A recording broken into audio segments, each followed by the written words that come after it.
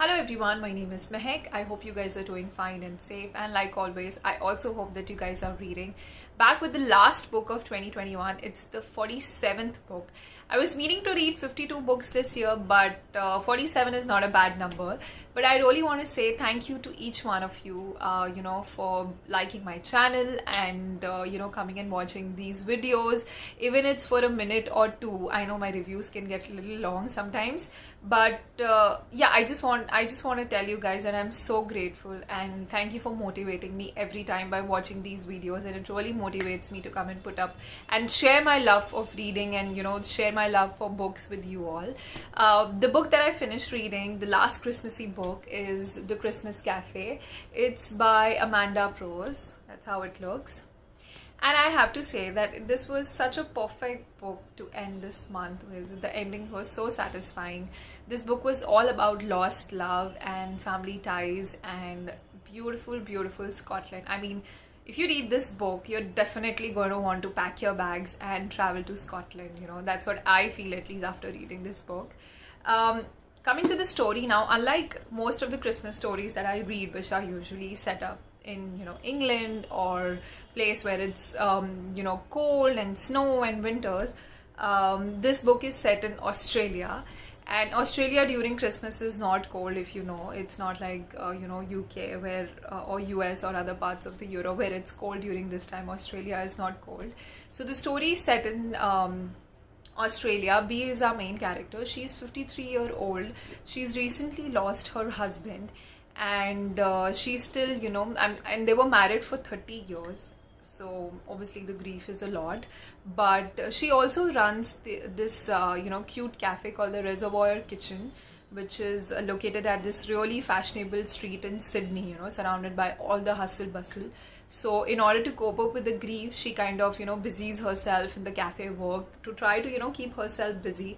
Moreover, her cafe is situated, like I said, at this street which is quite fashionable, and it has all the joints and there's a lot of hustle bustle. So she feels that it's the perfect location to kind of distract herself from her lonely days, because now that her husband is not around, and she has a child. His name is Watt. He's married and he has a daughter, but they've moved on with their life, and that's all the more reason that B feels left out and alone, no husband around. The kids have moved away, so she feels all the more lonely. So she's really grateful for this cafe and the busy street that she has. But the next thing she knows, soon B, just randomly one day she gets a letter from England. No, not from England, sorry, from Scotland. She gets a letter from this lady who actually runs a cafe there called the Christmas Café. And what she's trying to do is she's trying to bring together, it's like a forum, an online forum, wherein she tries and get in touch with all the people who are running these tea boutiques and cafes, and trying to get them all together in order to swap and exchange some recipes online. So she sends a letter to B and she gets in touch with her, and she also invites her to Scotland, that she should come and visit Scotland, visit the Christmas Café, and that's why the name of the book, The Christmas Café.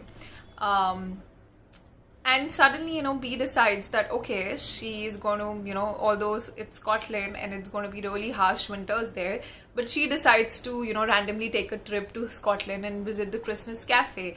She also decides to take her granddaughter, Flora. Now, Flora is a teenager. She's, I think, 13 years old, and she's undergoing typical teenage drama. She's having issues at school with her friends, and so B decides this is the perfect time, to take away her granddaughter from all this drama, so that the, Flora can also look at her actions and self-reflect.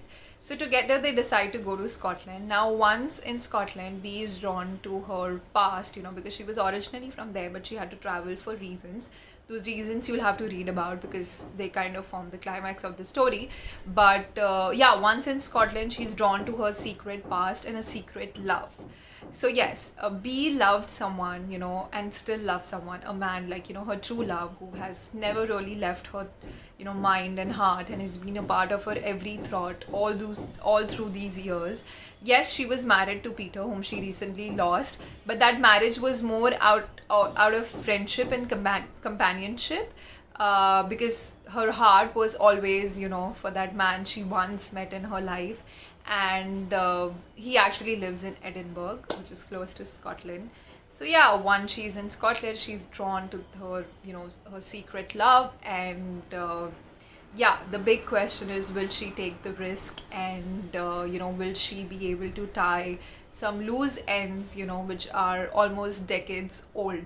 Now, what happens there, you'll have to read, but I have to tell you that it's a beautiful and satisfying ending there, that reminds you of the power of the first true love, I believe, and the power of the past, the power of family bonds.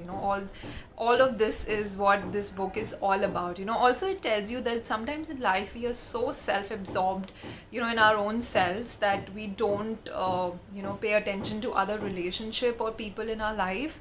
Like, at least that is what B was facing, when with regards to her relationship with her son. That's what she realizes towards the end. So yeah, this is what majorly the book is all about. The ending, like I said in the very beginning, is very beautiful and satisfying, and the whole family comes together during the Christmas. It's beautiful. You have to read.